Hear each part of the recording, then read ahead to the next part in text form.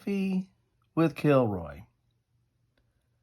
Special Sci-Fi Fantasy Saturday edition. Yes, Sci-Fi Fantasy Saturday. And what do we have today? Well, we have something that kind of bridges the gap between sci-fi and fantasy. We're talking about Cthulhu. 4 Against the Great Old Ones.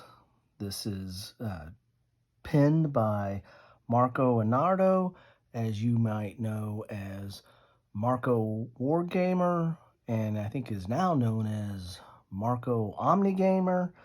He's one of the YouTubers that I watched early on and followed for war games, and then followed for, hobby and Euro type games, and really always appreciated his unique perspective on things. And he got into the, game book business. This series, 4 Against, is based on, I think it originated as 4 Against Darkness, which is a dungeon delve type game book. And there's other ones out there on horror and sci-fi and the like. And this one, though, is on Cthulhu. And this is a kind of a unique set of books. They're somewhat of a choose-your-own-adventure, kind of. They're more of a solo RPG book. So let's have a sip. And join me as we kind of take a look through this. Since this is not a straight-up choose-your-own-adventure, I can page through a lot more of this because there's not as many spoilers. There's some in there, but these are kind of meant to be played more than once. So you might see some of the same stuff again, but there are different outcomes and you make different decisions. So, and it's not a straight up choose your own adventure that, once you solve it, it is done. Looking at the back here, the clock is ticking. 40 days from now, a dark cult will congregate somewhere in the United States to summon a cosmic entity of infinite horror. The only hope for the world is a group of 4 intrepid investigators who will stop at nothing to find the necessary clues, identify the cult, and stop the great ritual before it's too late. 4 Against Great Old Ones is a game of Lovecraftian dread and horror set in the 1930s. It is an old-school pen and paper game that can be enjoyed in solitaire, cooperatively, or as an RPG light. It is a standalone game based on the 4 Against Darkness system, modified to include insanity, helpers, 8 new main characters, a unique clue system, 6 possible final encounters, each a full minigame, and more. Narrative-driven and true to its source material, 4 Against the Great Old Ones will provide you with a deep immersion in Lovecraft's world. The game is designed to be challenging and will require determination, bravery, skill, and favorable astral alignments to win. Do you dare pursue this dangerous investigation? Do you dare to face the Great Old Ones? So there you have it there. So the way these games are set up, they really are kind of a solo RPG in that regard, in that you're going to have a character. You're going to pick one of the characters they have in here, and then you're going to play that character as they basically choose locations. You move to that location, you read what happens there, and then there could be combat, there could be some threat rolls or checks or whatever, and then you just keep moving on. And your goal is you have to get so many clues, and once you get so many clues, then you can have the final encounter, and the final encounter is determined partly about what clues you get, or how many clues you get, or the timing of the clues, and you're going to have a final kind of a boss battle, so to speak. So the choose your own adventure type is that you're going to be picking locations, and locations have different things that happen at them, and decisions made on them. So that's kind of it's you're choosing by kind of going through locations, but then there's checks at those locations and things that happen there. And you have a character that has special abilities, and you might have equipment. So there is a very much of an RPG effect to this as well. You have an introduction here. And if you're familiar with the 4 Against Darkness, but the 4 Against Darkness has not only the base book, but that you can replay, but it also has several adventures, and they have adventures based on levels. This is much like a role RPG or role-playing game. You can level up in this and get better or get some more stuff as you go on. And the Fort Against the Darkness Dungeon Delve is much like your standard Dungeons and Dragons and what have you, in that you're going to have characters, some of your standard characters like fighters and spellcasters, and you'll level up over time, and then they have different adventures for different levels, so they have other books out here. This one, you can level up, and you can play this multiple times because there's several different final bosses in here. Plus, I'm aware of at least one adventure for this series, for the Cthulhu series. And then again, as I said, there's a sci-fi Fort Against Mars, I think, and there's a kind of a horror. This is kind of horror, but this is really Cthulhu. I think there's like a horror-based one as well. So there's a lot in this. So if you like this series, or if this book interests you, but you're not interested in Lovecraft type lore, you want to go straight fantasy, there's stuff for you there. You want to go sci-fi, there's stuff for you there. There's other stuff out there that you can enjoy. It's got a table of contents that tells you all the different stuff that you're going to where to go to and maybe to page through over time, and you will be kind of paging through this book over time. Tells you what the basic concepts of this book. There's going to be 4 investigators, and you're going to be trying to figure out this plot, much like the basic or the core Lovecraft is set in the 30s, so it's kind of set in the kind of gangster prohibition, that era where the kind of weapons and cars and equipment you would have for that era is kind of set in most of Lovecraftian core type stuff. And there's a lot of board games on this, on Lovecraft. I mean, it's amazing how much the Lovecraft pulp novels and short stories have now evolved into a whole industry of role-playing games and board games and the like. So there's a lot of, and there's some really good Lovecraft games. I can cover a whole series that I have several that are really good games to get into. And there's a few role-playing games and some other stuff out there as well. So quite a bit out there to play. And this one is a really accessible, easy book, not very expensive, easy book to get into, easy game to get into. And so this is a nice little entry point if you haven't explored any of that yet. Here's how you play characters, the length of the game, rules, dice. I mean, look at that. There's not a lot of rules here. You're basically going to be choosing locations, and then that's going to start guiding you through there. There's explosive dice, meaning that when you roll a 6, then it means you get to roll another die, so you can just keep adding that up. Here's setup. Here's the investigators, and then that's it. So you're only talking about 4 pages of really kind of rules and setup. Here's the different types of characters you'll play. So the occultist tells you what your maximum life is. There is combat here. It's kind of like a role-playing game. You can take damage and kind of mess up your day. Here's sanity in all, well, not all, but most Lovecraftian type games. It's all about madness, right? Because you're seeing stuff from an other world or an alien world or another dimension, and it's beyond your comprehension. So madness is a constant theme throughout Lovecraft of normal people being exposed to supernatural things, and either you deal with it or you don't. And so that's insanity is a common thread or characteristics that are in these type of games.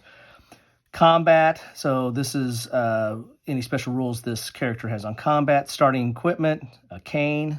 Hopefully that's helpful. Preferred weapons, regular. Tests. So here's that test I was talking about. You're at different locations. There might be different tests, and you get to add +L to all occult tests. Magic, and you can learn spells. So there is spell casting in here. So again, this again does kind of bridge the sci-fi because there's some supernatural stuff going on here with the Cthulhu myths, and there's also kind of some fantasy. I mean, you got spellcasters, so this is it kind of takes on a little bit of both of those aspects here. Here's a medium. Here's a nurse, which is probably going to be helpful. You probably want to have one of those on your team to heal you up. Here's a professor, and professors in Lovecraft myth, there's a lot of research. There's a lot of looking in old lore and trying to uncover stuff. And so professors usually are important in that regard because they're helping you research the lore, which in this game, clues are a big thing. And so that might be helpful in getting clues. Here's a spy. Here's a veteran. Here's your 1930s gangster. Look at that stash.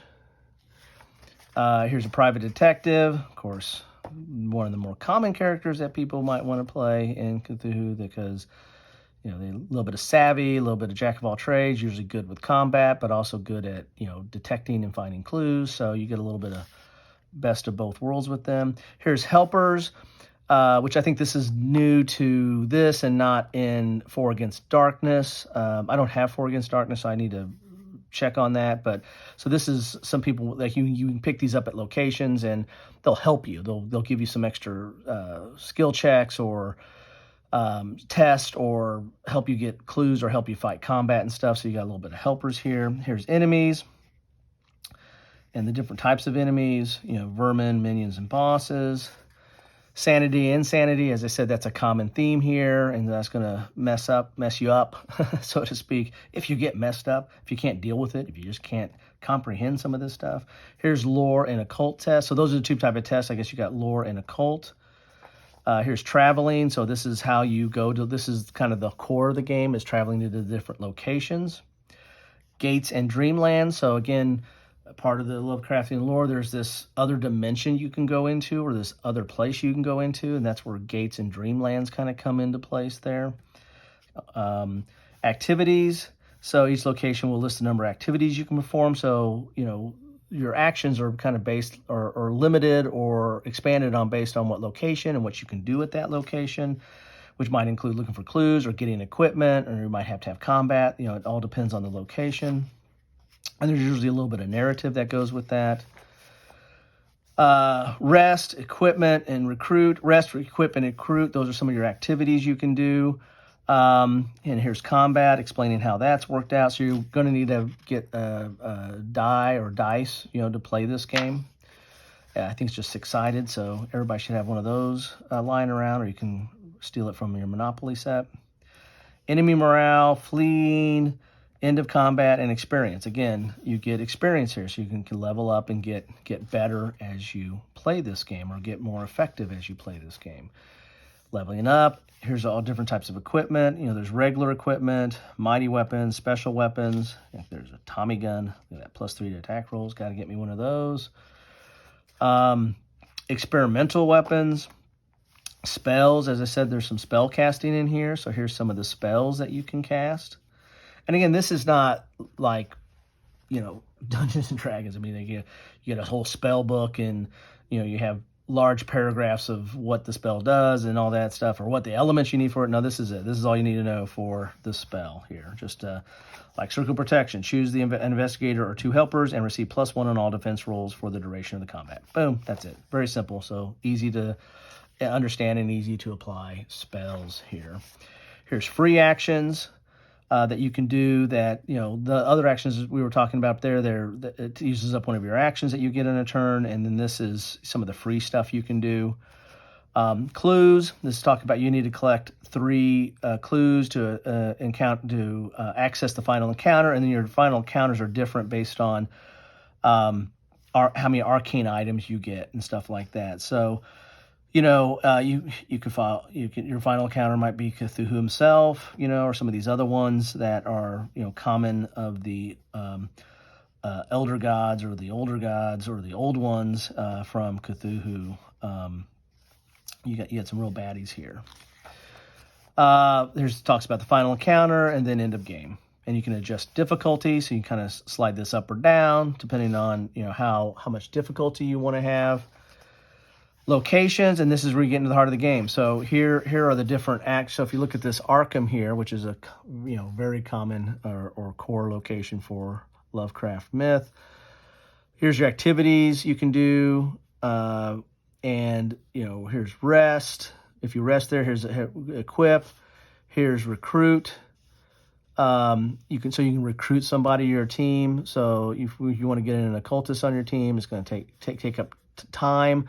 Again, this game, as I said on the back here, you have 40 days. So there's a time element in here. You're on the clock. You just can't wander around this book forever and hope to win. At some point, you're going to run out of time, and a lot of these things cost time to do. Like equip costs a day here, and then recruit an occultist costs 2 days, and you investigate costs 1 day per encounter. And these encounters are going to be on the location. So you've got different encounters here, and I won't delve too long into this because there is some spoiler here, because these different encounters are going to be the same, right? I mean, now some of these, there's check the box, so you can only encounter them once maybe, or something might happen if you encounter them again. So there is some of that, but this is the choose your own adventure type part. You're going to go to a location, and there's going to be certain things that happen, and you're going to read that and then make choices based on that.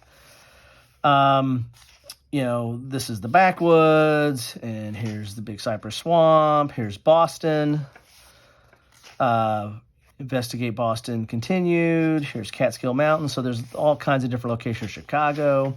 Here's Dunwich. Dunwich is another classic Arkham locale. Innsmouth, another classic Arkham or Lovecraft locale. Kingsport, all the oldies but goodies. Los Angeles, New Orleans, or New Orleans.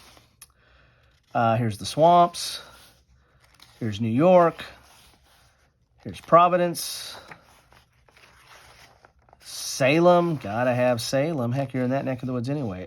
San Francisco, St. Louis, the American Archaeological Society. I think that's out of St. Louis or St. Louis. Townsend, and then the final encounters. You have different final encounters. The Great Temple of Rylith. That's where Cthulhu sleeps. Dagon. I'm not even going to try to pronounce that one. Narla Tap. You got me. All right, ceremonial cavern there. So there's Shub-Nuggerath. I'm horrible at names. Yog-Slogoth. I'd probably learn this better. Dreamland table. This is one of the places you can go to. Oh, there's a gate table and Dreamland table. So as you can see here, most of the pages here are the locales. That's where the game is at. It's in that area. Here's arcane items, and here's a location checklist. So the different locations and which one of those things you encounter, you can check those off. So you probably want to make a copy of this if you want to replay this and not necessarily write in the book. And here's the map. So this is basically where how those locations interrelate, and then in the time. Again, every time's an issue. So if you want to go to from the backwoods to Dunwich, it's you're going to lose a day. But if you want to travel from backwoods down to St. Louis, it's going to be 1, 2, 3, 4, 5, 6, 7, 7. You're going to lose 7 days. And remember, you only got 40, right? So you got to plan your actions accordingly on here. And then there's some ports and some airports here, and there's possibly different movement on that. And then here's some character play sheets, so you can keep track of your characters and their sanity and their equipment and helpers and all that stuff. So again, you probably want to make a copy of this and deal with that. And that's it all. So this one is probably be good to make a copy of, so you can make several of them, write up on it. This one you probably at least want to make a copy so it's off to the side, so you're not always flipping back and forth on that.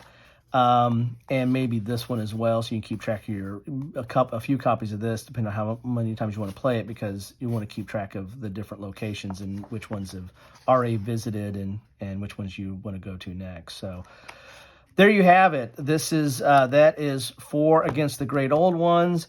As I said, it's got a little bit of choose your own adventure. It's got a lot of role-playing game aspects to it. And it is completely solo. I mean, you can play this cooperatively. You can play, up to 4 people, maybe. Or you can maybe someone kind of run a game master if you want to on this. But, I mean, you really don't need that. This is self-contained solo right out of the book.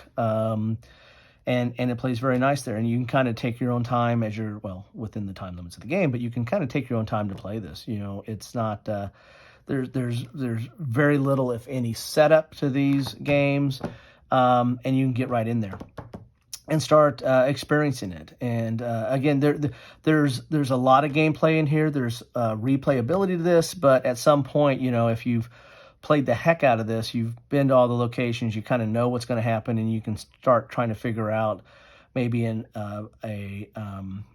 efficient path, you know, the optimum path of, well, if I go here, here, and here, and I do that encounter, or if I get that encounter, and pretty soon you're going to figure out how to get the clues, how to get your arcane items, and who you want to fight. And you know, there's still going to be some randomness. There's still going to be some stuff thrown your way.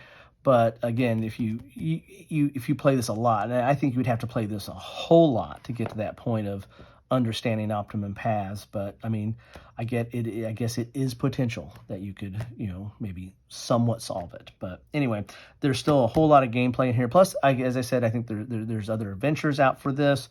I know that the other series, the Dungeon Dive, the For Against Darkness, has quite a few, maybe, you know, half a dozen or more adventures and books out there that you can deal with, and maybe books that just have characters as well. So, and there's some themed stuff. I think there's like a King Arthur one that if you're into specific themes. So, and maybe this will expand there as well. So, if you watch MarcoWargamer or MarcoOmniGamer, well, you get a chance to experience one of his designs here in this book. So that's what I have for you for Sci-Fi Fantasy Saturday on a, you know, special edition of Coffee with Kilroy.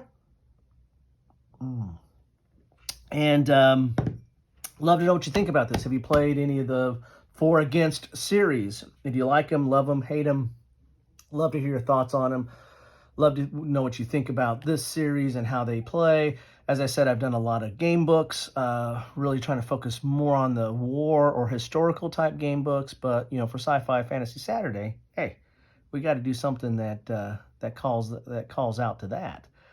And the great old ones is calling to me. So anyway, hope you enjoyed this. Hope you find it interesting. Love to hear your thoughts. Really appreciate any time you spend with me. I know it's limited, and I really do appreciate that. So anyway, that's what I have for you today. Enjoy the rest of your day.